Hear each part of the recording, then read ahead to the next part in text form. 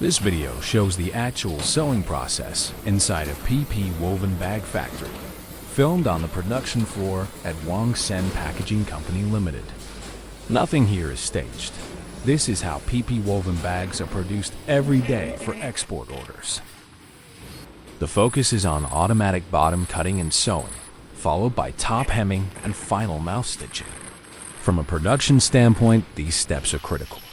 A weak bottom stitch or inconsistent top sewing will cause problems during filling, pallet stacking, and long-distance transport.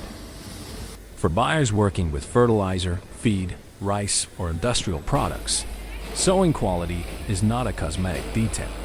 It directly affects bag performance and claim risk. This is why process control and operator experience matter more than marketing terms. As a reliable PP woven bag manufacturer in Vietnam, Huong Sen Packaging prioritizes stable production methods and repeatable quality over shortcuts. This video is shared to help buyers clearly understand how the bags are made before they leave the factory.